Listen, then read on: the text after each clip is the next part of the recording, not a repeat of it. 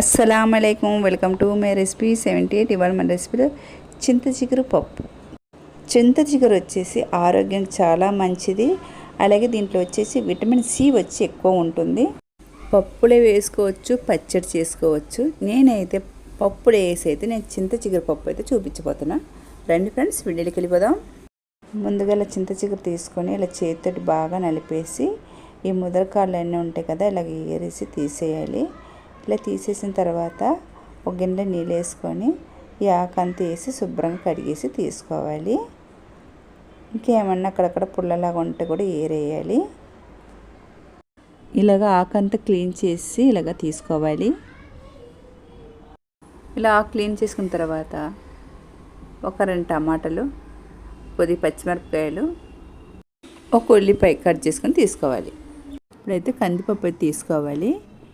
మనకి ఎంత కావాలో అంత కందిపప్పు తీసుకున్న తర్వాత ఒక 2-3 సార్లు బాగా కడిగేసి తీసుకోవాలి. స్టవ్ మీద కుక్కర్ పెట్టుకొని నీళ్ళు పెట్టుకోవాలి. నీళ్ళు హీట్ ఎక్కాక కందిపప్పుని దీంట్లో వేసుకోవాలి. ఇలా కందిపప్పు వేసుకున్న తర్వాత మనం కట్ చేసి పెట్టుకున్న పచ్చిమిరపకాయలు, ఉల్లిపాయలు, టమాటాలు ఈ మూడింటిని దీంట్లో వేసుకోవాలి. ఇలా వేసాక కొద్ది పసుపు వేసుకొని ఇలా కలుపుకొని కుక్కర్ మూత అయితే పెట్టేసుకోవాలి. ఇలాగ ఒక విజిల్ వచ్చేంతవరకు పెట్టేసుకోవాలి. ఒక విజిల్ అయితే అయిపోయింది. ఇప్పుడైతే చింత చిగురులో ఈ పుల్లలన్నీ ఇలా తీసేసుకోవాలి. ఇప్పుడైతే పప్పు విజిల్ అయితే తీసేయాలి. పప్పు అయితే బాగా ఉడికిపోయింది. ఇలా ఉడికిపోయిన తర్వాత ఒక్కసారి బాగా కలుపుకోవాలి. క్లీన్ చేసి పెట్టుకున్న చింత చిగురుని పప్పులో వేసుకోవాలి.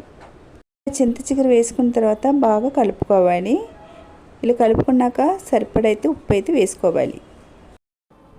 ఇలా వేసుకున్న తర్వాత ఒక 10 నిమిషాలు పప్పు చింతాకుని బాగా ఉడికించాలి. ఒకవేళ కారం సరిపోకపోయినా సరే ఈ స్టేజ్లో అయితే కారం వేసుకోవాలి. నేనైతే ఒక టేబుల్ స్పూన్ అయితే కారపొడి వేసుకుంటున్నాను. ఇలాగే పప్పు గుత్తి లేకపోయినా సరే ఇది గట్టితోటి ఇలా చూసారు, ఎలాగంటే అంతా బాగా మెత్తగా అయిపోయింది. ఆకు పప్పు అంతా బాగా కలిసిపోయింది. చింతాకు పప్పు అయితే రెడీ అయిపోయింది. చాలా టేస్టీగా ఉంటుంది. మీరు ఒక్కసారి ట్రై చేసి చూడండి. నేనైతే ఇప్పుడైతే తాలింపు అయితే పెట్టేసుకుంటాను. స్టవ్ మీద ఒక కళాయి పెట్టుకొని ఆయిల్ వేసుకోవాలి. ఆవాలు, జీలకర్ర, ఎండుమిర్చి, ఎల్లుల్లిపాయలు సన్నగా కట్ చేసుకుని ఎల్లుల్లిపాయలు వేసుకోవాలి. అలాగే కొద్దిగా మినపప్పు, సన్నగా కట్ చేసిన ఉల్లిపాయలు, కరివేపాకు, ఇలా తాలింపు బాగా పెట్టేసుకున్న తర్వాత మన చింత చిగురు పప్పులో ఇలా వేసుకోవాలి. ఇలా వేసుకొని అలాగే వేడి వేడి అన్నంలో పప్పు వేసుకొని నెయ్యి వేసుకొని తింటే చాలా టేస్ట్గా ఉంటుంది. నా రెసిపీ కనుక మీకు నచ్చితే కనుక లైక్ చేయండి, షేర్ చేయండి, సబ్స్క్రైబ్ చేసుకోండి.